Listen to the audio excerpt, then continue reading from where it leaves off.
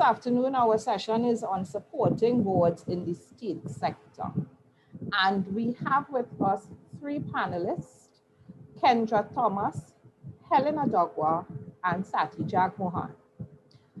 Kendra is an attorney at law in private practice and a corporate governance specialist who provides advisory services to CEOs, executive management, and boards of directors of body corporates and other family-owned business enterprises with primary focus on the establishment and management of effective internal controls, enhancement of stakeholder relationships, and adherence to compliance and regulatory requirements.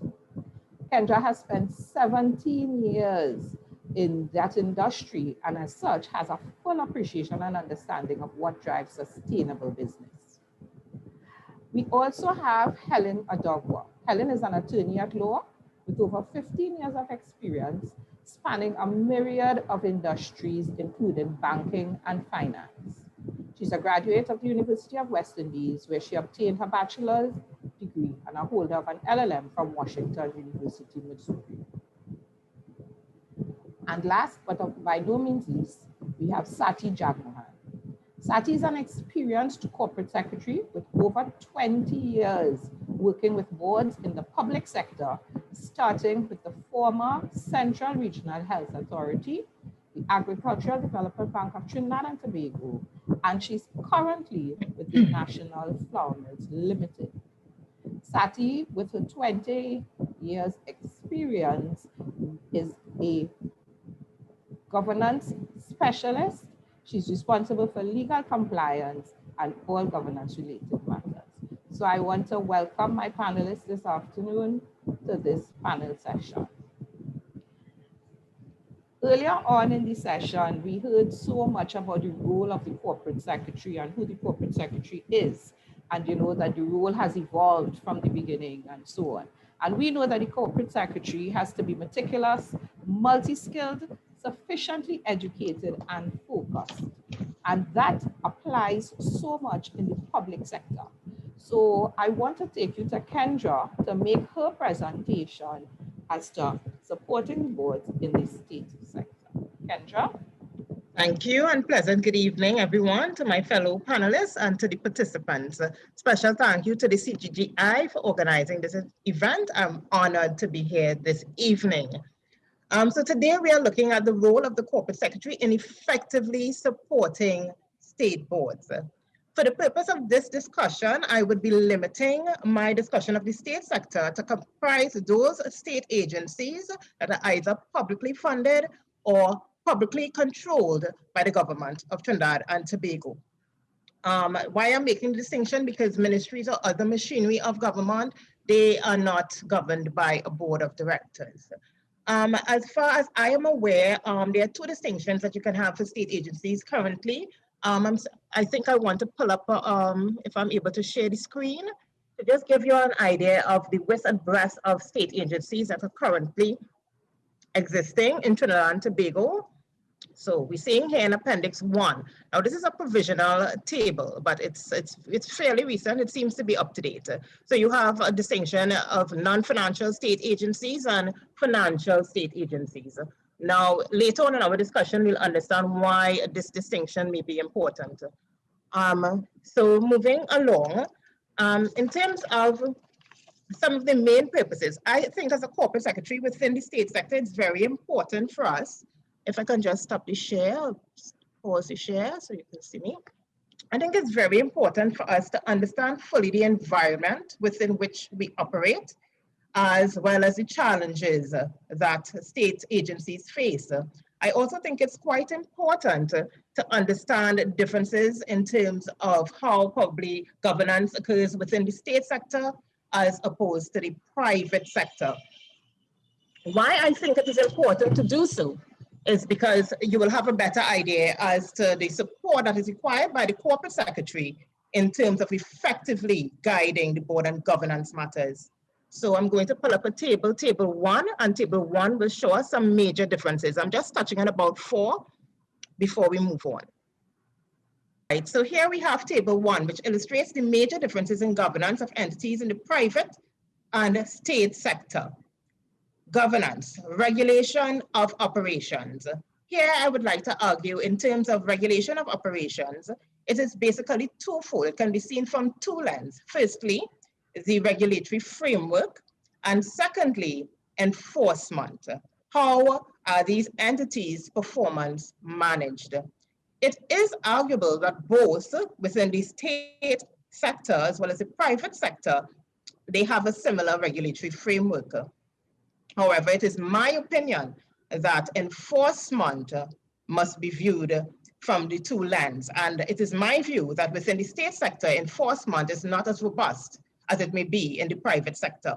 Now, in terms of the regulatory framework, we have in terms of legislation, we also have in terms of regulatory bodies. And I listed some legislation there, such as the Companies Act, the Securities Act, the Integrity in Public Life Act, Prevention of Corruption Act, and the Proceeds of Crime Act. I earlier made a distinction between financial state entities or state agencies and non-financial. From my experience, I realized that within the financial state agencies, there's a more robust and heavier emphasis on regulation as opposed to the non-financial state agencies, right? Now, with respect to state enterprises, we find that, especially those that are incorporated under the Companies Act, yes, you will have obligations under the Companies Act, but many of them who are not incorporated under the Companies Act, they are guided by the State Enterprises Monitoring Manual. As we know, this does not have the force of law, so that, you know, in terms of penalties being applied for breaches and so on and so forth, there may be issues there. In terms of the agents, who do the private sector companies act for? They tend to act for their shareholders, for on behalf of their shareholders, whereas most of the times within the state sector, you find that public agencies act on behalf of the public. Now, why is that? That is usually because the objectives are very different between the two sectors. Within the private sector, the major objective or main objective is that of making a profit. Now, we heard earlier in the opening ceremony that you're moving away from this, and I am very glad to hear that. You're becoming more corporate, focusing more on corporate responsibility and that kind of thing. Within the state sector, however, it's in the creation of demand and supply for public programs, goods, and services. Often, especially with respect to the commercially oriented state agencies, they are usually used to boost development as well as create wealth. Now, in terms of authority and autonomy kind of go hand in hand. Authority in most private sector companies is vested in the board of directors, as governed by the Companies Act. However, with some state sector companies, yes, some are incorporated, as I mentioned, under the Companies Act, but for those that aren't, you also have authorities vested in corporation sole, the line minister, your board of directors, and sometimes even your management. Legal responsibility. Legal responsibility ends with the board of directors in the private sector. So the board of directors, they have responsibility to ensure that they manage their operations efficiently so as to ward off against legal risks. With respect to legal responsibility within the state sector, we should be aware that sometimes the actions of the state entity can implicate others outside of the board of directors. It can implicate the state. Just recently, I read an article with respect to National Insurance Board, where a citizen of Trinidad and Tobago took legal action against the Minister of Finance because the National Insurance Board of Trinidad and Tobago failed to lay their 2019 and 2020 accounts, right? So we had that having an implication to the Minister of Finance. In terms of appointments to the board of directors, there's legal independence in terms of the private sector, in terms of who they choose and in terms of who they nominate to be on their board. With respect to state agencies, we find that there's a lot of ministerial control over the appointments of members to the board, right? And what does this result in? I mean, when you have political appointees, right, this could give rise to conflicts of interest because sometimes government may want to direct that entity. They may want to issue directives. Now, that is something that I will leave for further discussion. I think during the Q&A, I'll invite discussion on that particular point. In terms of accountability in the private sector is to your shareholder, and it's usually through your annual report, which is presented usually at your AGM. Accountability within the state sector agencies is diffused. It's to the executive, which could be corporation sole, the line minister, the auditor general as regards to financial and performance reporting, or to joint select committees of parliament. Ultimately, however, we are responsible to the citizens of Trinidad and Tobago. Now, because of this, the onus is upon the state enterprises to act, or state agencies to act as trustworthy custodians of the public funds. And I think a lot of times we do not realize how heavy this obligation is. Because we are responsible ultimately to the citizens of Trinidad and Tobago, there's definitely a need for a more robust system of governance within state enterprises. All right, so I'm going to pause this and I'm going to move on. All right, so right now I want to look at some of the main challenges that face state agencies within the sector. We have many state agencies at this time are deviating from their original mandate. Now you may say, okay, well that's customary. I mean, over time things change and so on and so forth. So we can't really be operating on what we basically thought or fleshed out several years ago. May not be pertinent today. All right, but however, there are problems when you don't have the authority to do so. In terms of if you're a state enterprise and you take a certain action and you're incorporating documents or relevant act of parliament does not give you the authority to do something. If you are challenged, if a citizen challenges that action, for instance, judicial review, you can't support your actions. That's number one. Number two, when you just deviate without the appropriate approval and so on, or making the appropriate changes to your incorporating documents, act of parliament, that kind of thing, there's a risk in terms of your structures are not aligned with the new mandate. So that's one problem. We also have the problem of untimely submission of financial statements and other reporting requirements. We also have non-autonomous boards. What do I mean by that? So I touched upon authority when we looked at the table and the differences between private sector governance in the private sector and the public sector. What I realized in terms of those financial state entities, they have a greater amount of autonomy. For instance, when I was corporate secretary at the Unit Trust of Trinidad and Tobago, they had autonomy in terms of some of the directors that they could put a place on the board, in terms of setting terms and conditions for the employees, in terms of, setting budgets and all those kinds of things. They had freedom to operate effectively, right? But with respect to self-funded state enterprises in particular, they are heavily dependent on the state for everything. For instance, one particular state enterprise that I worked at, outside of the allocations for basic expenditure and expenses, there was nothing given to operate, right? And we must remember with state enterprises, you are still acting as an entrepreneur. There's still a duty of the directors to act in the best interest of the company and to be able to make decisions and be able to implement certain processes and systems that will work. So we don't really see that in the state sector, that autonomy, you don't really see that in every instance. Now, even with respect to the commercially oriented state companies or state agencies, we are realizing more and more that they're becoming a drag on the economy in terms of the losses made. We saw that with Petrotrin. Normally NGC is very commercially viable as a state enterprise. They usually make profits. However, we saw for the first time, because of COVID, no doubt, and what's going on in the economy, that they registered a loss this year of over $2 billion. So, there's a need to revisit these companies and the operations of these companies to probably change the way they view things, to diversify, or to look at new methods of doing business. Because at the end of the day, taxpayers' dollars are being, it could be wasted. We also have the issue of weak project planning, unethical procurement practices, and ineffective financial planning in some state agencies. This is not always the case. Sometimes we see that there's poor service delivery, right? That affects how the public views state agencies. There's usually a perception that state agencies don't perform, they are non-performing, they're useless, they should be divested, they should be privatized. I don't necessarily agree with that approach. I do think that they have a place in society. But I do think because of the poor governance in some of these entities in terms of the system, requirements, processes, people, culture, that kind of thing, they are not operating at optimal level. So how could we as corporate secretaries effectively, and effectively being the operative word, effectively support state boards?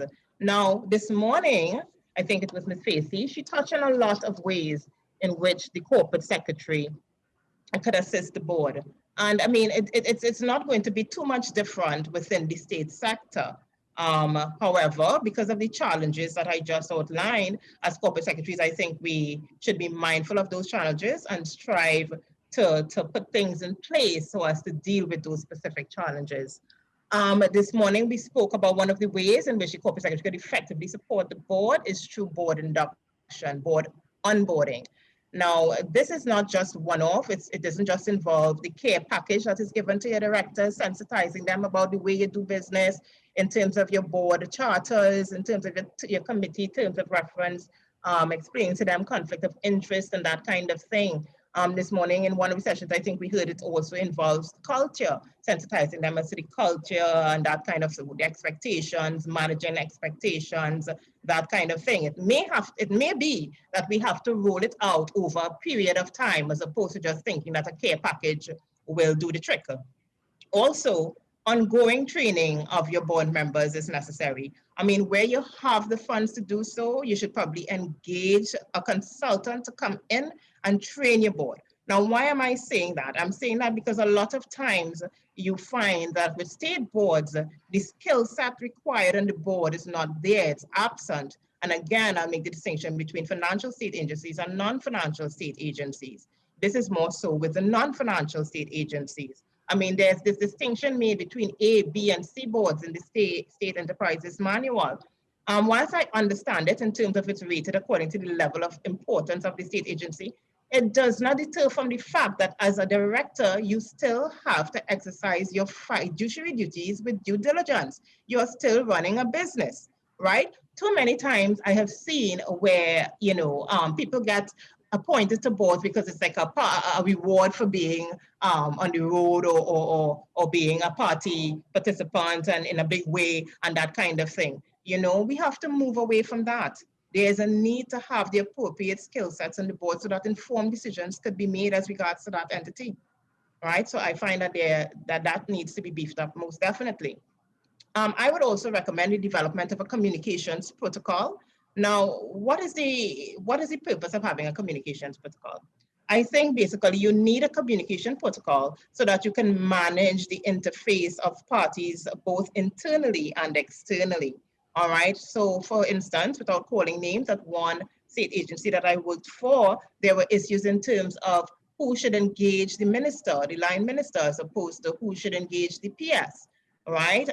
Should the corporate secretary be the first point of call in terms of governance related matters coming from the stakeholder, coming from the Ministry of Finance, that kind of thing. A clear communications protocol will help manage that. So I would recommend to corporate secretaries within the state sector that they develop a communications protocol.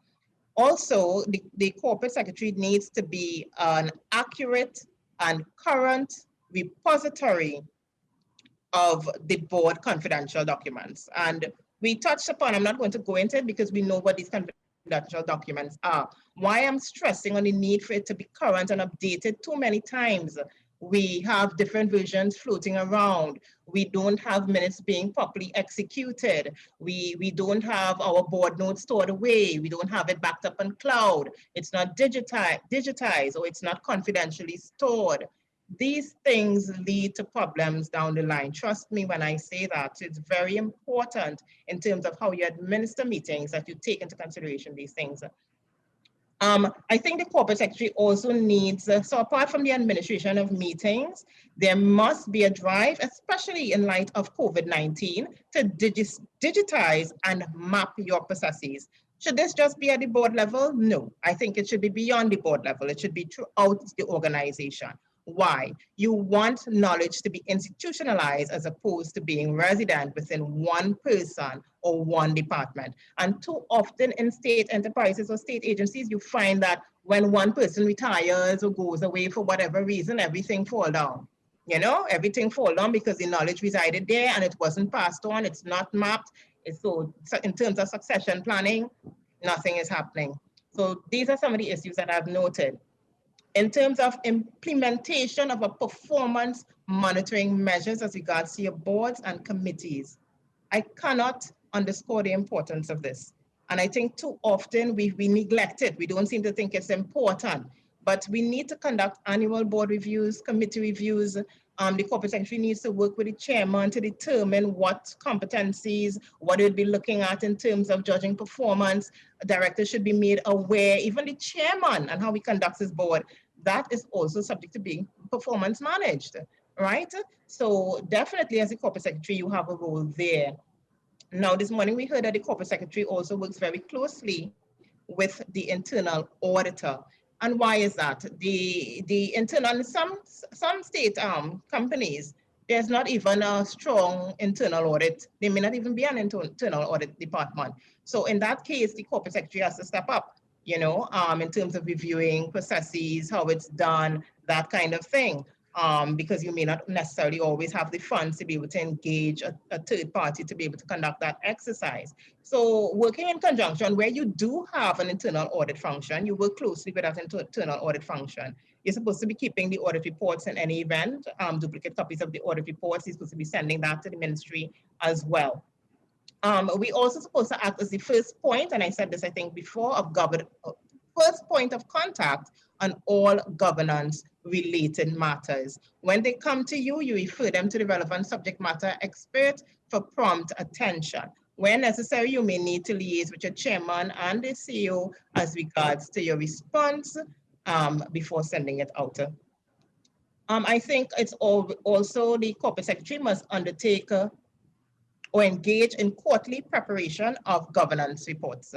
Why? Why is the need for governance reports? You see, through your governance reports, you can highlight issues that you're seeing at the board level, throughout management, in terms of the interface, in terms of anything that you see, in terms of departments, in terms of systems, controls. You point it out in your governance report. You make corrective action plans or recommendations going forward. You want to give your board every opportunity to realize what the main issues are, and this is separate and outside of your risk department, your internal audit department. You may pick up on certain things and to correct it, all right? So that will go a long way in terms of establishing sustainability of that state agency. Where everything else fails, I think as a corporate secretary, you have a duty to escalate. There's the Central Audit Committee of the Investments Division.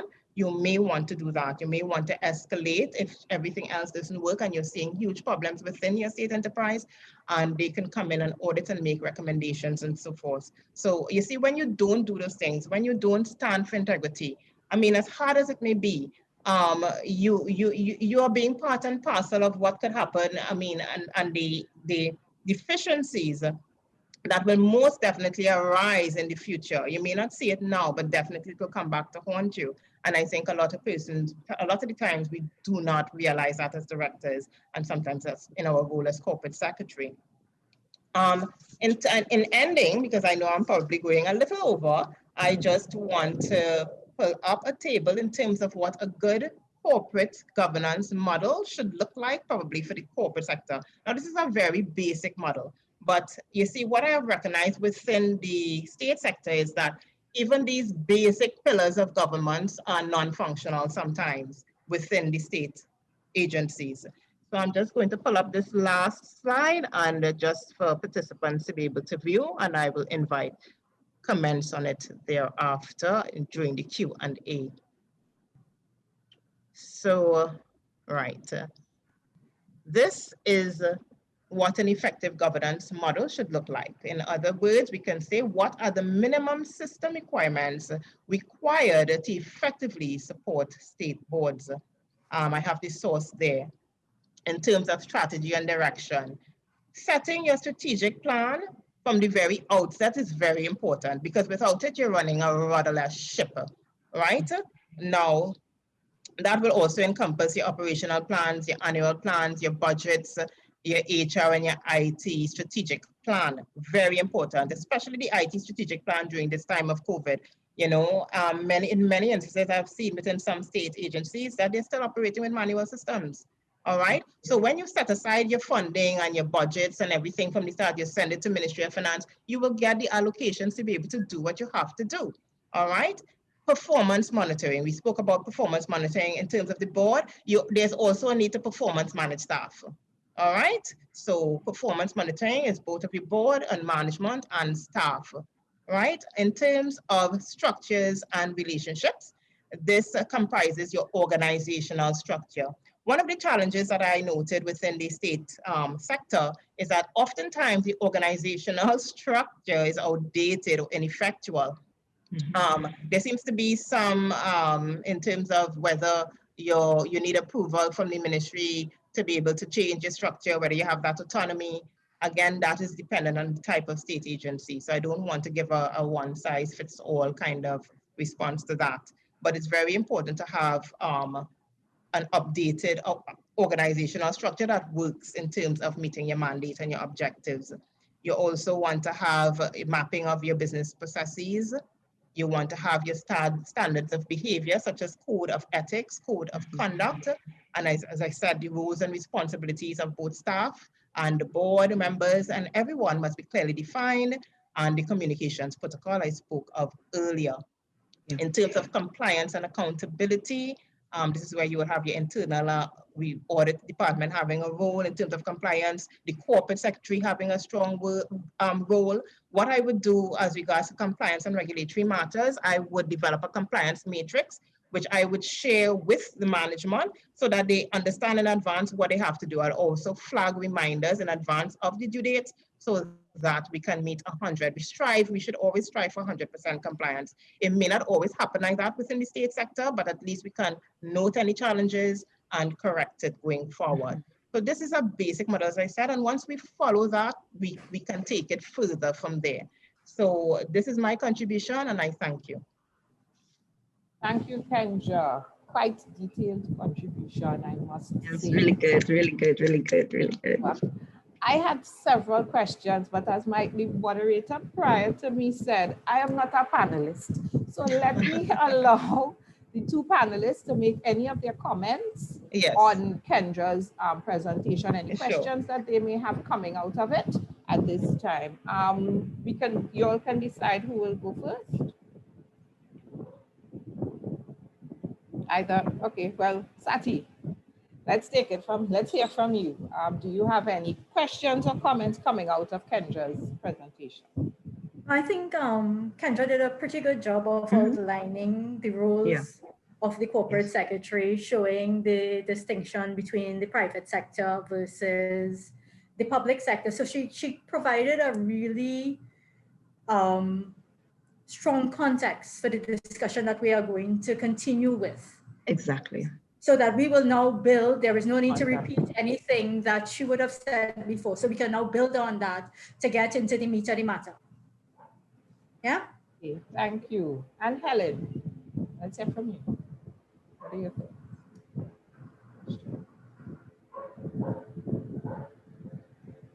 Yeah, Helen, unmute. Unmute, forgive me. Right.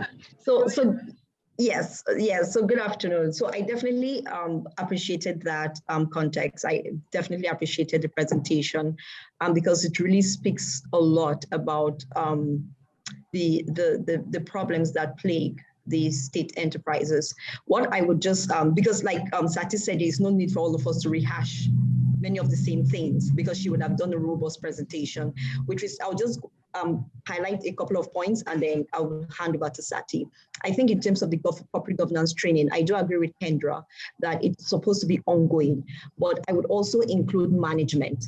And the reason why that is necessary is because management needs to understand what corporate governance is and the principles of corporate governance. Because on one hand, on the state boards and state enterprises, we deal with non-executive directors. So it means then that the running and the operationalization of the company really rest with management, with board within their 2 or 4 hours meetings, having oversight of the company. So I think that is an issue, or that's an area that we need to look at, because with With that, then we can all implement robust corporate governance practices, which would now dovetail or will rest on management, which will lead to obviously the effective management of the organization, which again rests on management, the optimization of resources, which again is a problem with the public sector.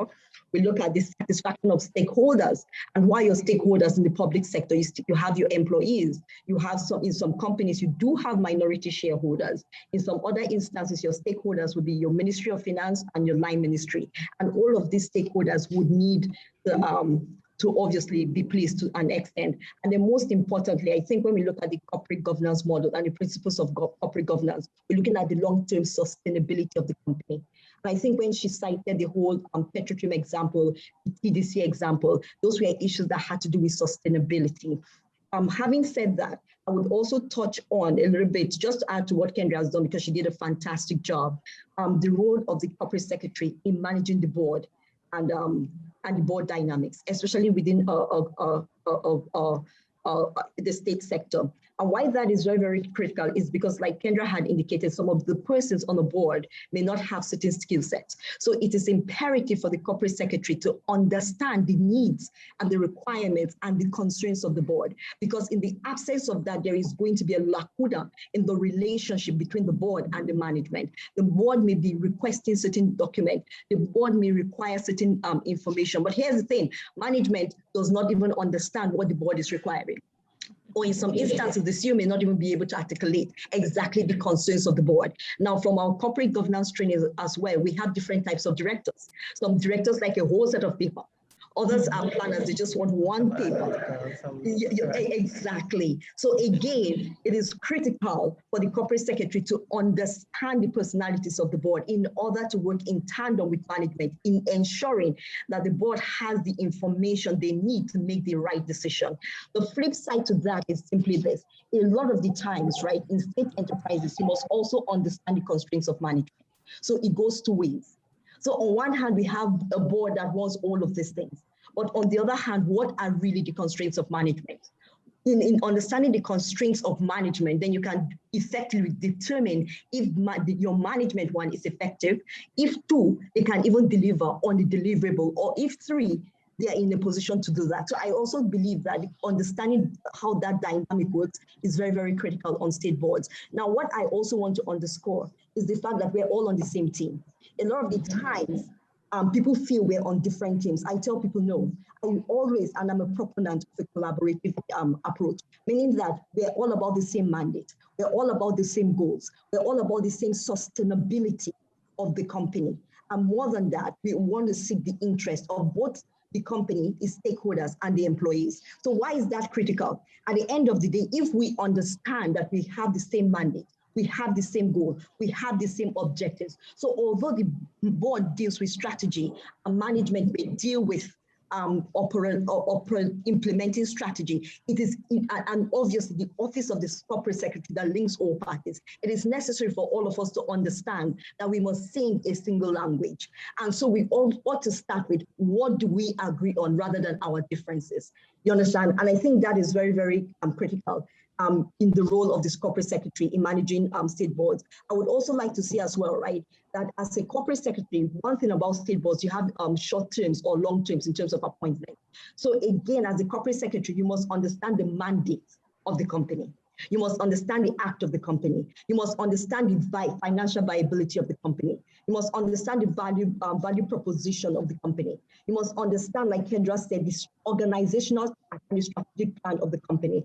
I also believe as well that you must also understand within the industry that you find yourself, the competitive advantage of the company. Because the truth about it is many a times, some directors may have a term of 1 year, others may have a term of 2 years, others may have a term of 3 years. So you possess that institutional knowledge that which you can use to guide all the directors as they transition from one level to another.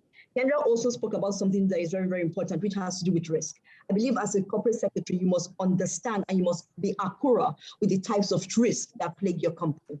And this is necessary because it impacts on the ability of the board to make a decision and their decisions. And then not only that, the viability of the company. So For instance, you must understand the economic risk, depending on the sector you find yourself. You must understand the compliance risks. Kendra spoke about the non-financial and financial organizations. So if you're a bank, if you're a financial institution, you must understand your reporting and compliance requirement. We're in the age of disruptors such as technology and the rise of cybersecurity. So again, you must have, like Kendra said, that IT framework for each of the company. I believe the corporate secretary must understand the financial risk. He must also understand the reputational risk as well as the operational risk, because this also impacts on the type of decisions that you make.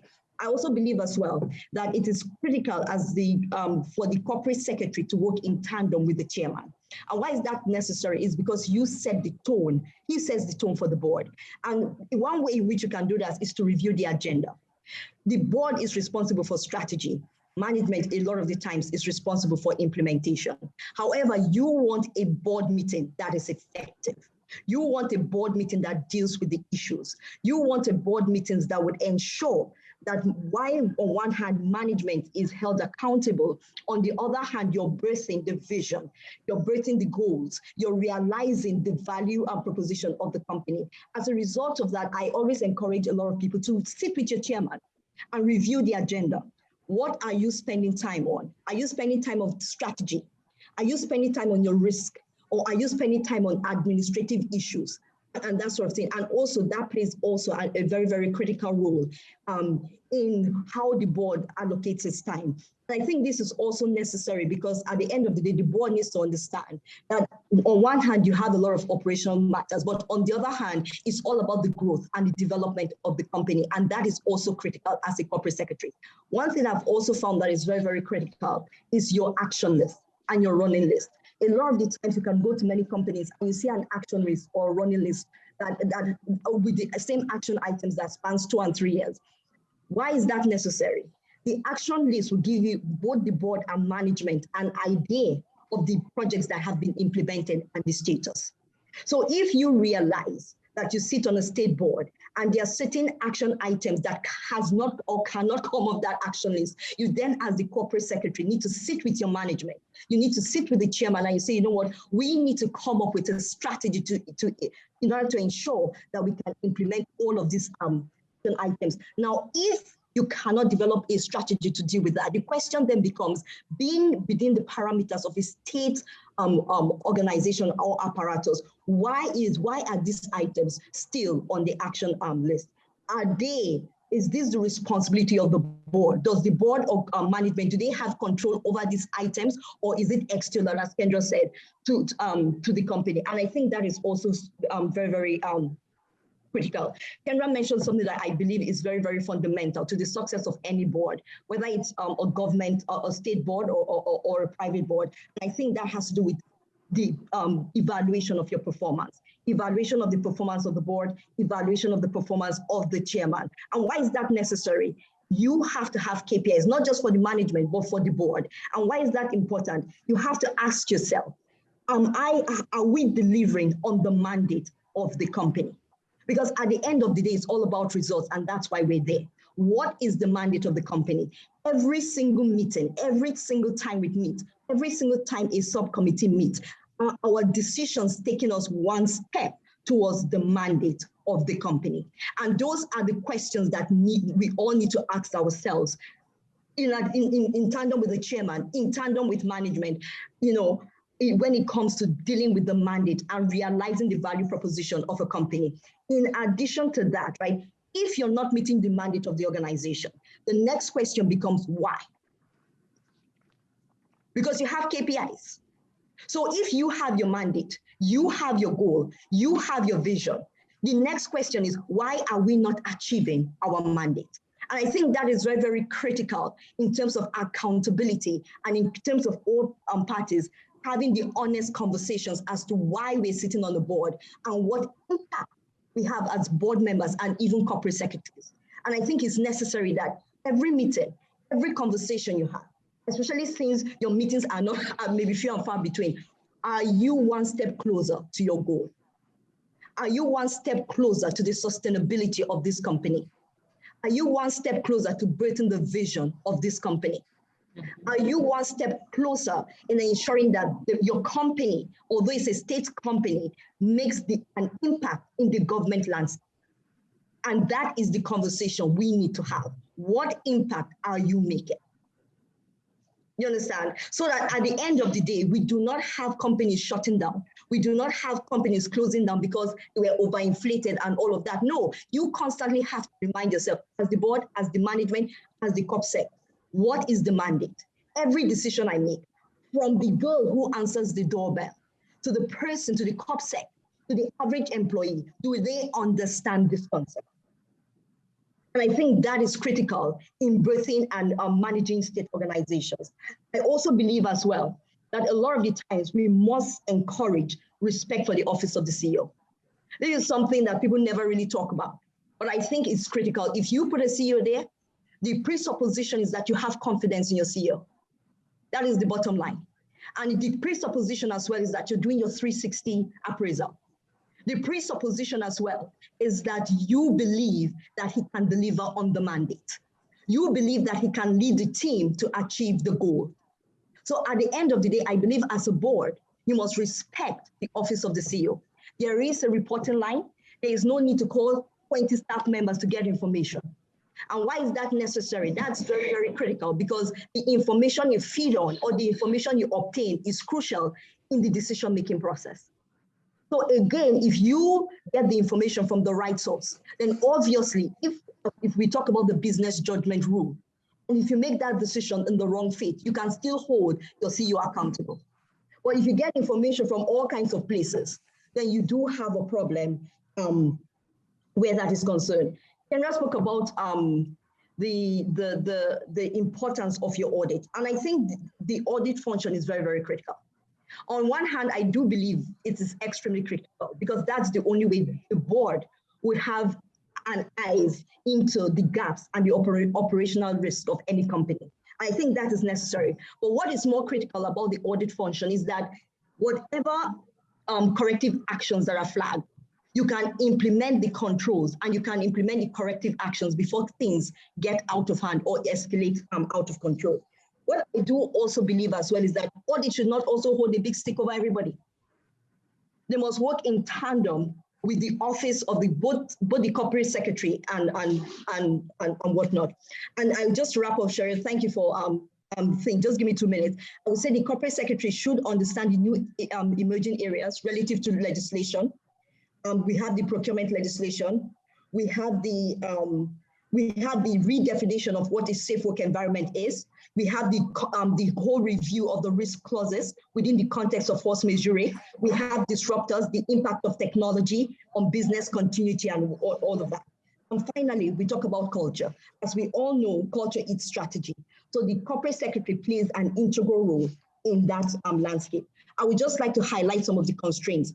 Is your act relevant? We spoke about mandate, but what about your act? Is your act relevant? Is your strategic plan relevant? Is your organizational fit for plans fit for purpose? And I believe those are many a times the constraints that plague many state agencies in terms of meeting their objectives. So again, I just thank you. And I thank you for the opportunity, Kamla. Again, thank you for giving me this opportunity and obviously for training me. Because everything I've said is as a result of the Caribbean Corporate Governance Institute. So Kamla, you're doing fantastic, and I take this this opportunity to honor you. Yeah, thank you so much to everyone. Well, thank you, Helen. Thank you. As I was saying earlier on, I think it's getting better and better as we move on this afternoon. I see a question in the chat from Joanna Burrows, but I will leave that question for after Sati makes her presentation, because it is a question that I also would have wanted to ask coming out of Kendra's presentation. So Sati, I will hand over to you for your presentation, and then we'll do questions and we will do the interaction between the panelists after your presentation. Okay, thank you very much. After those two rather dynamic presentations, I don't know that there is really much for me to say again. So I will just kind of bridge the gap between the two of them and we will go into discussion. So While the role of the corporate secretary, there are basic duties of a corporate secretary, whether you're in the private sector or the public sector. But within the state sector, there are slight differences between what a corporate secretary does, depending on whether you're a profit organization or a non-profit organization, whether you depend on a subvention for government, whether you are governed by an act of parliament, whether you fall under the Companies Act, and in the case of publicly listed companies, you have additional requirements in terms of the Stock Exchange and the Securities and Exchange Commission. So it's a whole gamut of things out there, but within there, there's a certain amount of commonalities. So as organizations, we've been operating in a rapidly changing environment. We started with globalization, we went on to digitization, we're supposed to be in the fourth industrial revolution, and now we have COVID-19, which literally changed the world. So if our environment has changed so drastically, companies now need to look at what they do to survive. Our business models have to change. Our strategies have to change. We have to become agile and flexible so that we can manage to save, to contribute to the economy, and do whatever it is our mandate requires to do. So whether you're in the private sector or the state sector, one thing that is common is that to be able to survive in today's world, you must be able to create value. Yesterday in the opening ceremony, I was listening to my chairman, who also happens to be the chairman of the CCGI, talk about, when we talk about value creation, to whom are we creating value for, and how do we define value that we are creating? So what is your role as a corporate secretary in this whole value creating process? So according to the Companies Act, your board is responsible for the effective management of the company. In the state sector, boards are generally non-executive directors, meaning that they have limited interaction with the company. They appoint a CEO, they're responsible for appointing a competent management, and then they deal with the CEO as the accountable officer. So where do you fit in the role, in that relationship between your board and your CEO? So your CEO is responsible for ensuring that the organization maintains profitability, fulfills its mandates, and all of that. The board is responsible for ensuring that the organization is sustainable, that you create value. So you have now two bodies that are not mutually exclusive. Your CEO wants to execute and create value. Your board needs to be sustainable, and you're operating with this defined framework that is the legislative framework in which you operate. So how do you as a corporate secretary within there add value? Because you're the connecting point between the board, the management, the shareholders, the regulators, and all the other stakeholders. So what I see the corporate secretary as is really being an influencer. You're in a position of influence. You're the person who is quietly guiding both your CEO and your chairman to ensure that decisions are made in the best interest of the company. Now, as the corporate secretary, just be very clear, you are not the life of the party. You're just here to ensure that there is good governance in the organization, that sound commercial decisions are being made, and that you are forging a part of sustainability. So in the private sector, there is things like continuity. You get to choose who your directors are, what kind of competencies you're looking for, and all of that. That is private sector. In the state sector, we don't have choices like that. We know directors are appointed by government. And when governments change, directors generally change. Your standing protocol is once a government changes, you have to offer your resignation. Whether it is accepted or not, that is a different story. So you have to offer your resignation. So, and then it may be accepted. And what I've seen over my career is that sometimes the entire board is changed.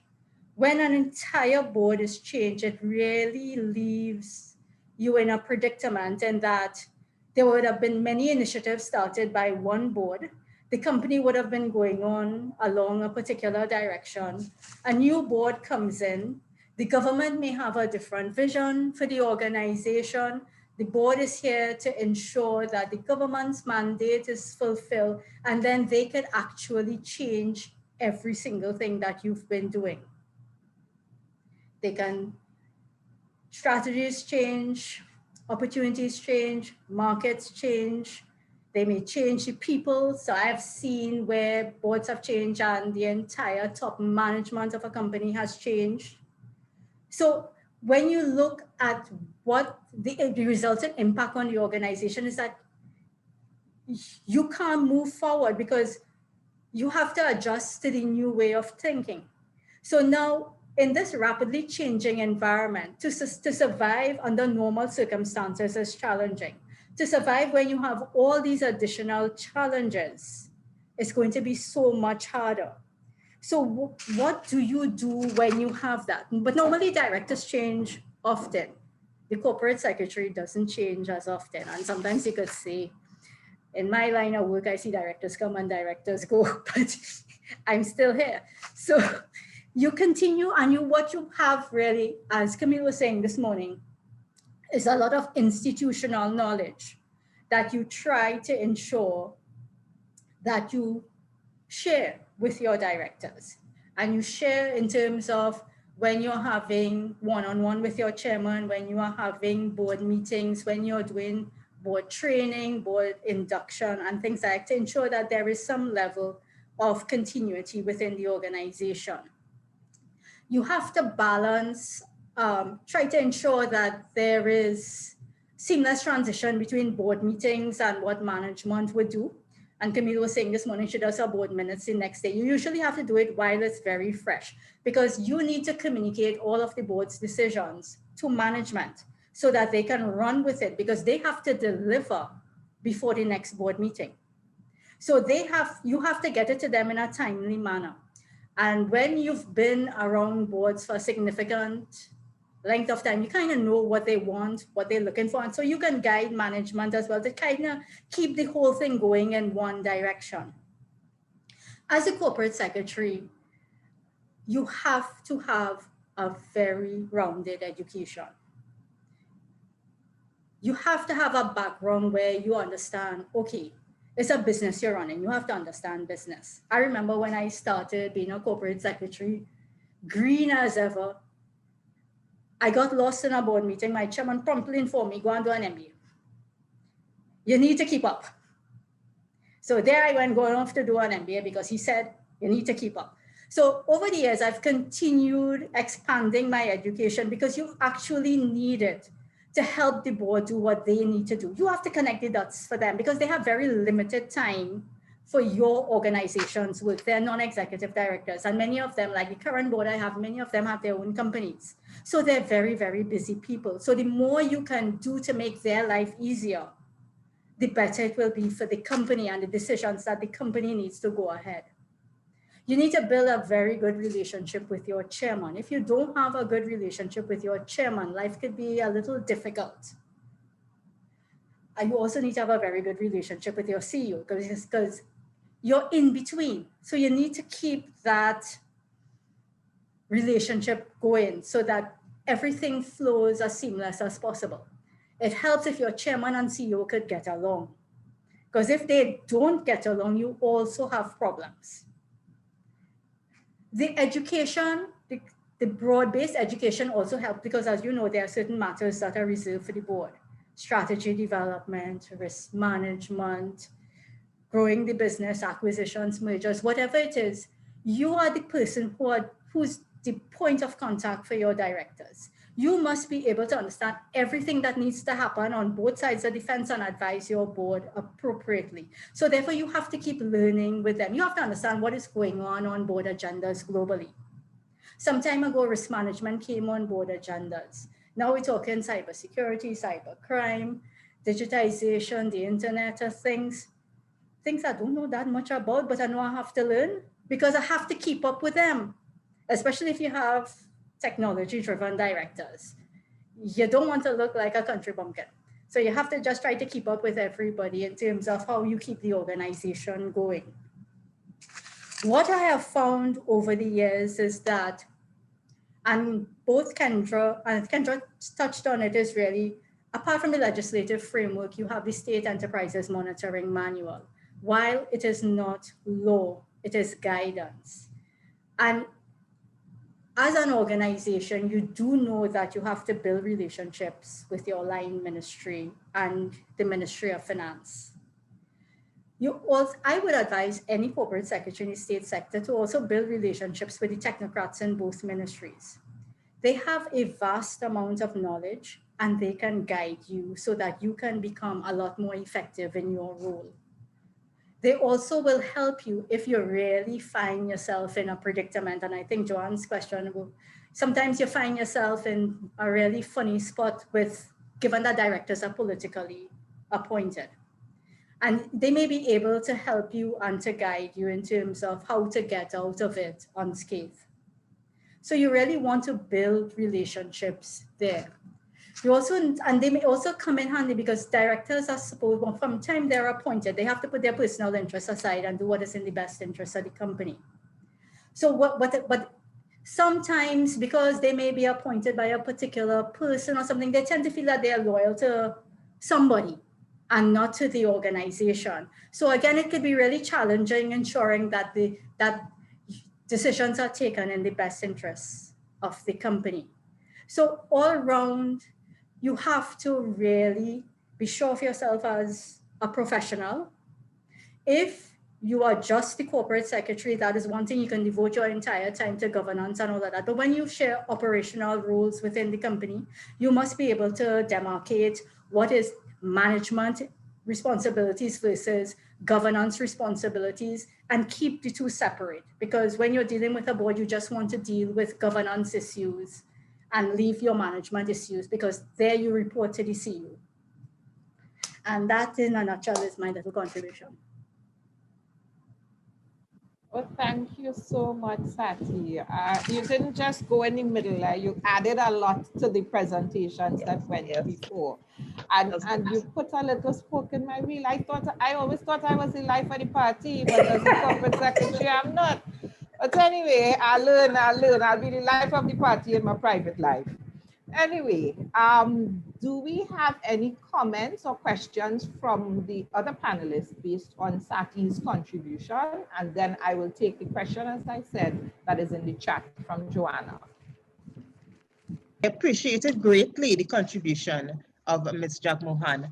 I especially liked when she spoke of the role of the corporate secretary as an influencer. I also appreciated when she highlighted based on the COVID-19 situation in terms of how we shouldn't be the life of the party, and in terms of ongoing training of the corporate secretary. She was very honest in her contribution.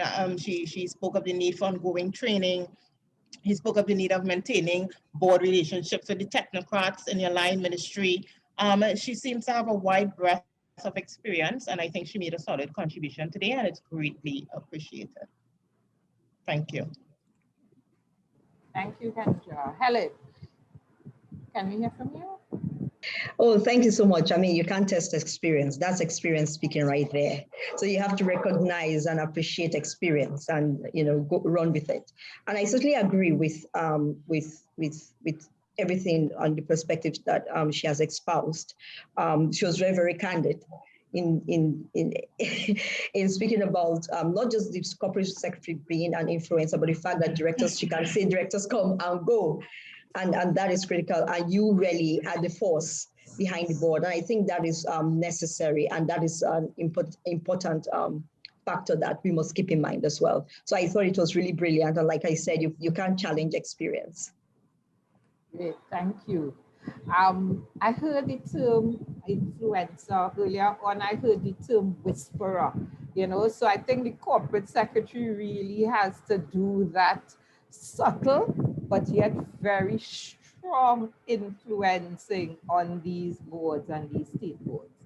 So the question from Joanna is, how do we bridge the gap with board directors who are appointed as a result of political affiliation versus the directors who are appointed based on expertise and qualification? Now before, and I'll ask Kendra to answer that because as I said, it kind of generated out of her earlier presentation. But before we go there to the answer, earlier on, we also, in the presentations, we heard about a board competency profile. So I will add to that question by asking whether or not the chairman of the board should guide ministers in nomination and appointment of competent, reliable persons for the board.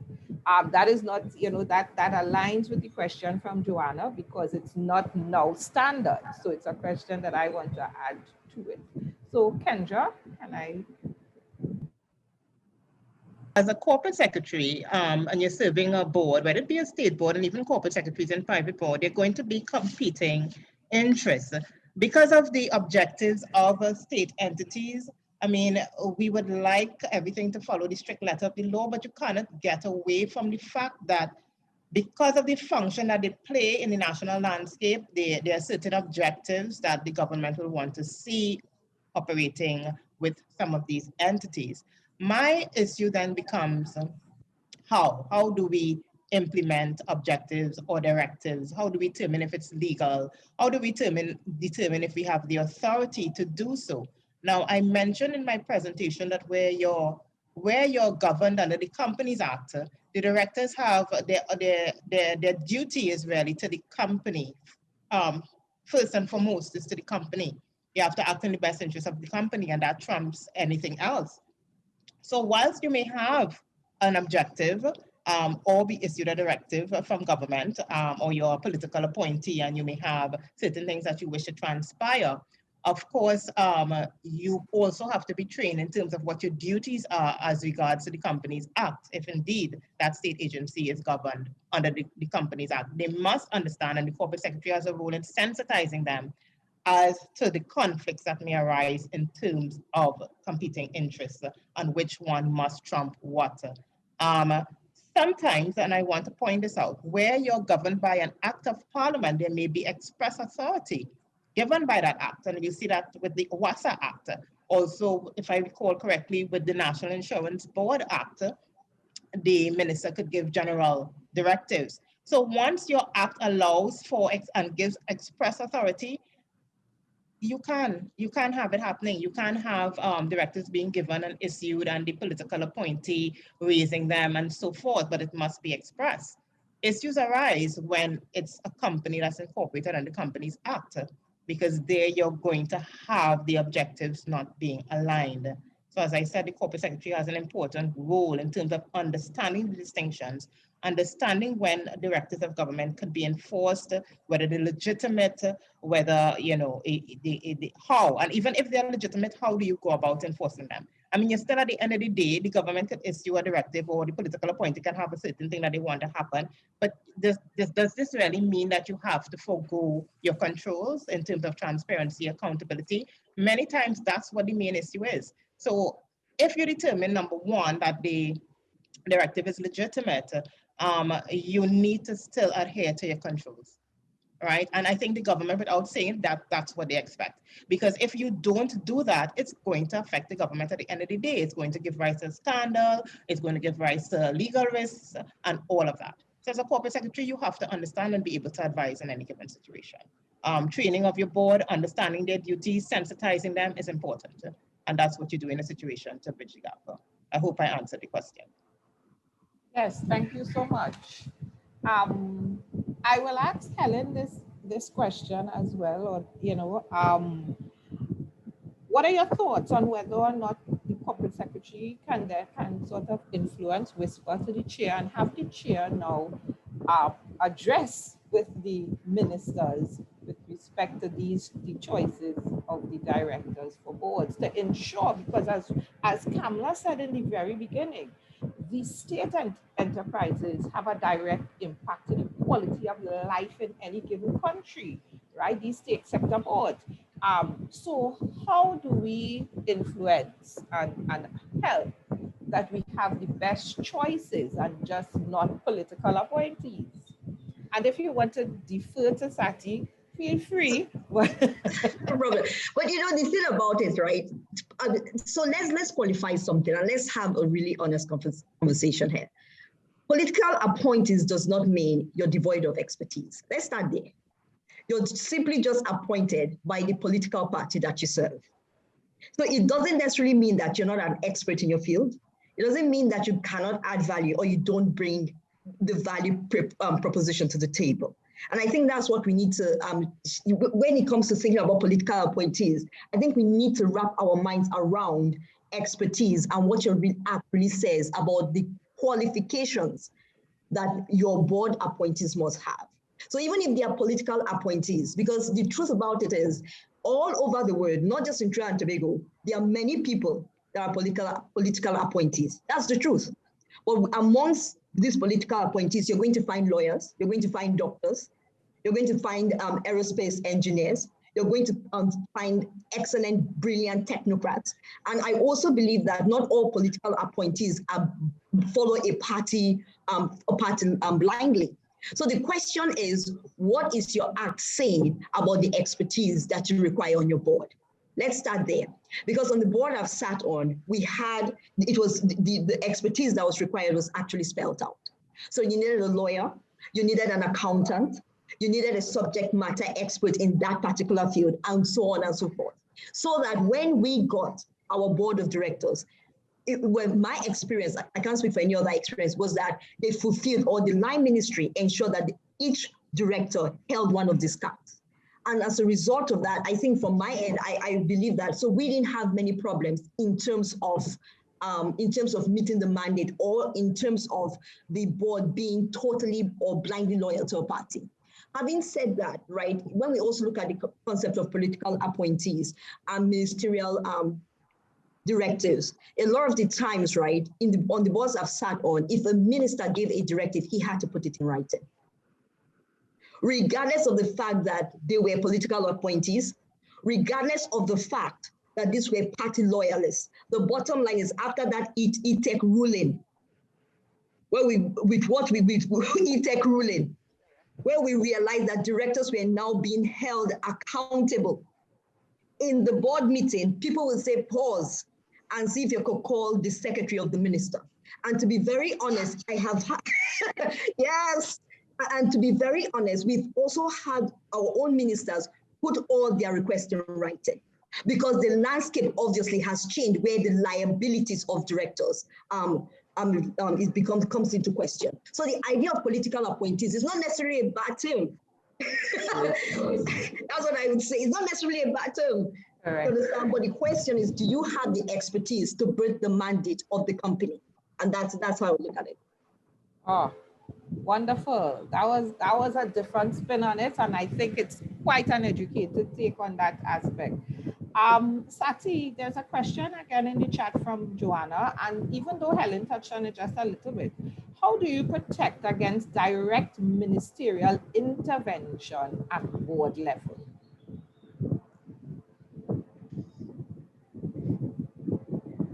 You rely on the integrity of your directors. You rely on your legislative framework.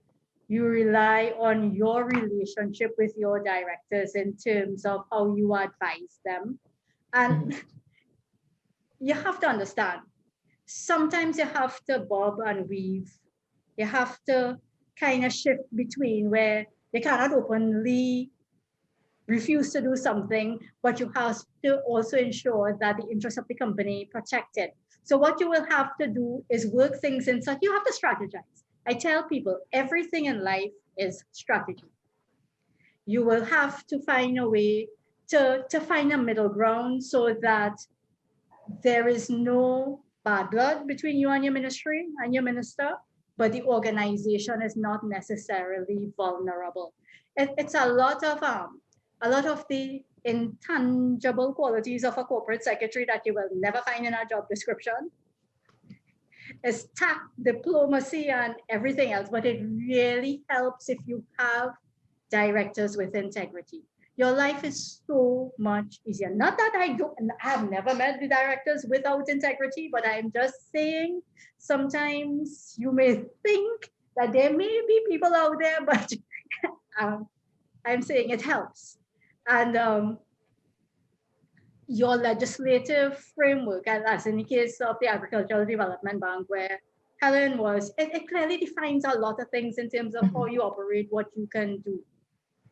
And then you also have your bylaws, your policies, your procedures, and you tend to rely on these things a lot. Because remember, at the board level, it's leadership, and you have to set the right tone at the top. And sometimes if it gets really out of hand, you may have a board or a chairman who says, I am working. It depends on the particular situation. Okay, thank you so much. I think definitely sticking within your frameworks and so on will certainly help you in navigating those waters. So Joanna, I hope your question was answered. We have another question from Venetia Painter. She said that private sector corporate secretaries tend to work together to share knowledge and to develop their area of expertise. However, I have found that this appears to be missing in relation to the public sector. Is it just me who may be outside the loop, or is there merit in building these kind of relationships in the public sector? If so, how do we go about it? Who wants to take that? Can I suggest that Kamala already has the answer? She is setting up a corporate secretaries forum that we can all be members of so that we can build networks and share information.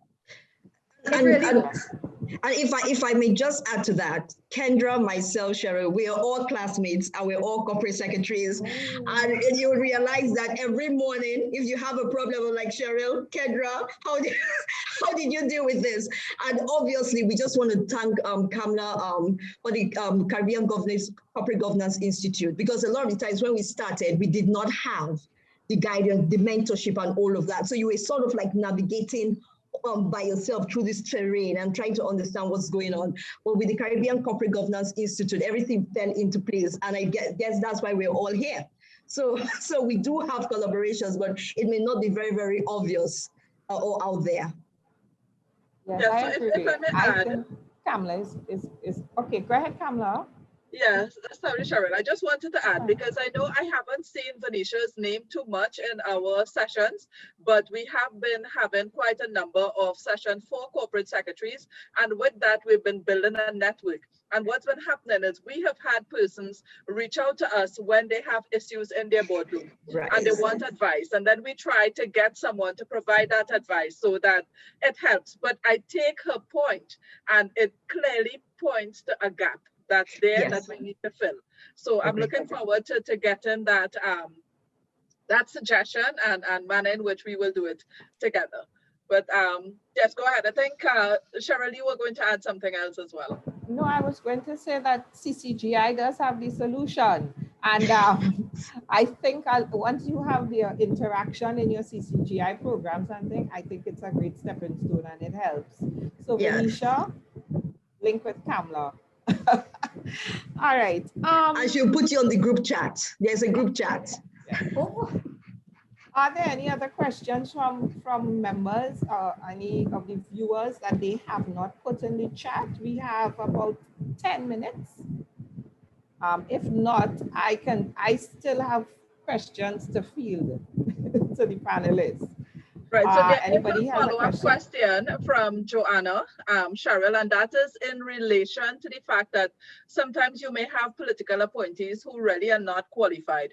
And that sometimes is an issue. And I think you guys did touch on it a bit in terms of your role to help build the competence of directors, you know, and try to work with them as much as possible for them to understand what their role and function is. And of course, we are here at CCGI to help in providing the very basic understanding of your role and function in governance as well.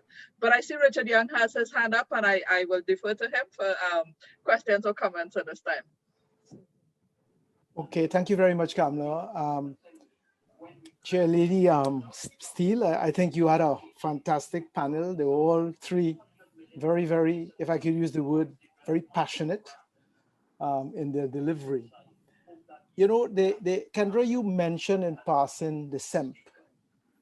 I think it's a brilliant document, which, as you know, had been authored by Philip Marshall many years ago. Mm-hmm. I think it's one area where I have seen all the corporate governance requirements all captured in one document. Many times in private sector, you really have a code and the statements are very general and not very specific. In the SEMP is very specific. They tell you and they talk about it. I mean, you are right in that the unfortunate thing is that there's no consequences when it's not adopted or when, you know, they don't practice it. I think it's a golden opportunity for the same corporate secretary, work group, work stream, to take this SEMP, particularly those of you who are in the private sector, in the public sector, to look at areas where it could be updated. Okay. Because you know, it's not bad. It's quite good. I mean, there are not that many areas of deficiency. I mean, they've been talking about it, and I just looked at it again. E-procurement. Not very many private companies engage in e-procurement, but SEMP talks about it. So I think it's quite also a sort of a futuristic type document. So I think, you know, my challenge or call would be for this group that was just referred to by Sati to come together and do some work on it, particularly for those in the public sector. Okay. Thank you for that comment, Richard. Yes, thank you. I think that's a brilliant idea. Things have evolved and it is a very good working document. What I would say to that is, even in my instance, where my organization is not listed as a state enterprise specifically, we still use it as not really a Bible, but close enough to your Bible for guidance. And I think you're quite right in that it does provide the necessary frameworks and so on. And I am sure the panelists we will find a way.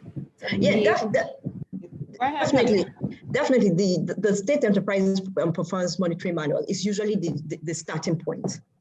It's usually the starting point for most persons in the state organization. After you act, you look at what it says in the State Enterprises Monitoring Manual, because a lot of the times the reporting lines and all of that, they're actually stated there. And like Kendra said, if you're governed by, let's say, the bylaws of the company, you may not have all of those things actually espoused. So as a result of that, you have to dovetail to that particular document. So it's actually a good framework and a good starting point. But there's no reason why, with the evolution of the law and corporate governance, I mean, we should not improve on the document. After all, we saw Jamaica with the King's Report. There's no reason why we should not use that as the platform to start the conversation on the revolution of the corporate governance infrastructure in Trinidad. So why not? I think that's brilliant. Yes, thanks, Helen.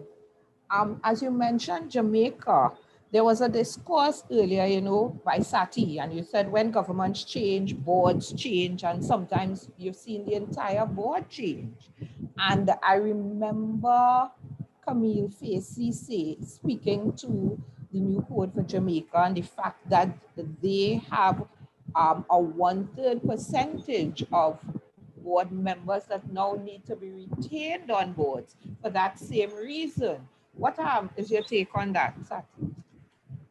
I wish we could have the same thing here, because sometimes you're in the middle of so many things, you have limited resources in an organization, and you could really be on your way to making serious steps in the right direction, ensuring the sustainability of the company.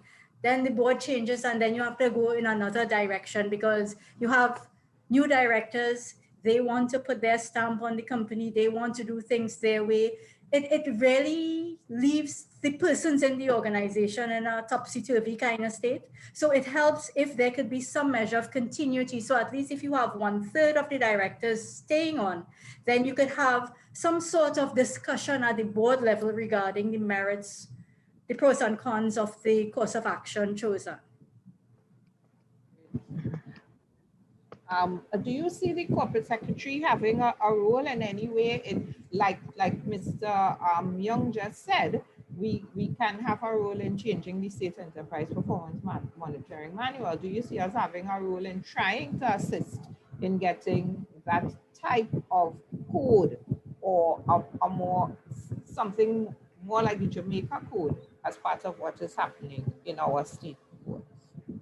I think we do, and I think if we work closely with the CCGI and start to lobby for the kind of changes we think are necessary within the state sector, because what you really want, particularly now where economies are undergoing such difficult times, you really want to ensure that you get value, as much value as possible from whatever you have within the organization. So I think, and Kamla could take the lead on this. They have an excellent board there, so that if we could get people, and then you have participants like Richard Young and all these other well-to-do people who may choose to assist us, and we could start lobbying the right persons and build a case for it. That's it. Everything in this world is strategy. So, Kamla, again, we reach out to the CCGI because we see the good work that the CCGI has been doing. So I think it can only help, you know. And I will ask one final question, as we have about 4 minutes.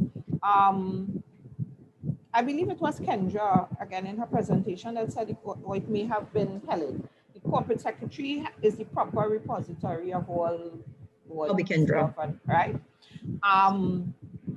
I was wondering if now, with the financial constraints of many, you know, Trinidad and Tobago specifically,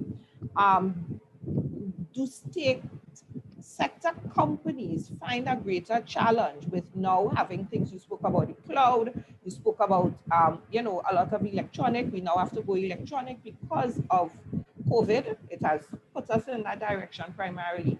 Do you see state sector companies having greater challenges in this way? And how do we, you know, bring some level of coming up to the table, coming higher in our organization? Cheryl, thank you for the question.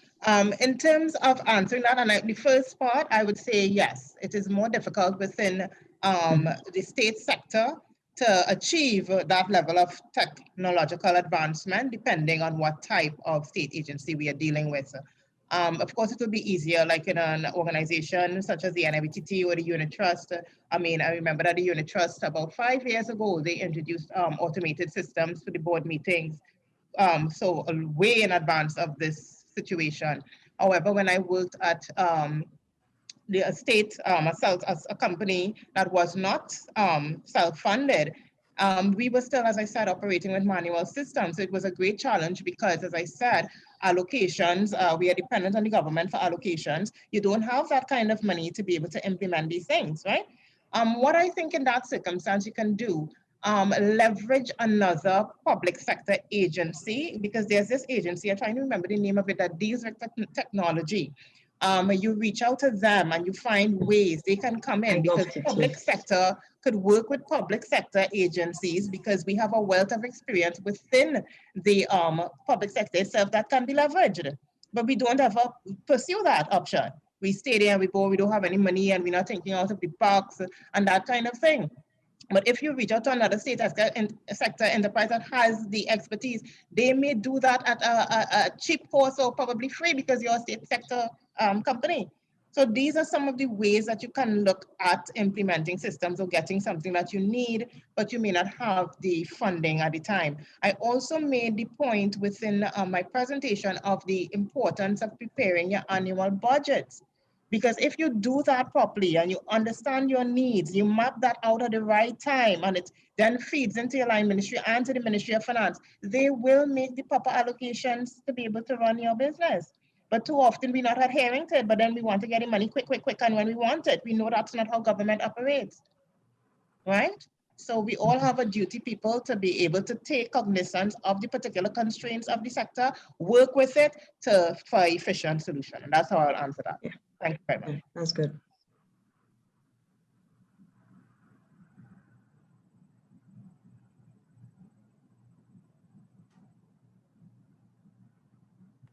Okay, is Cheryl's internet I think she frozen? appears to be frozen. Yeah. Okay, well, you know, the internet has been very good to us then to wait until the very last moment. So, you know, hopefully she'd be able to connect with us again in the next few seconds. But in her absence, I want to say what an absolutely marvelous job she has done. Yes. This was indeed a really, really great panel. I want to applaud you guys, you know. After such a long day, there was so much energy. There were so many great ideas and such enthusiasm and commitment that we were hearing from all of you. So I can't thank you enough. Thank you. Yes, Thank Sati, you. it's so great to have you for the first time on a panel. Kendra, it's a pleasure to meet you finally. You know, and Helen, of course, you are such a great friend, you know, Thank you. at the CCGI as well. So thank you, guys. Thank you. We're family. Yes. Thank you for having me, Kamla. Thank you.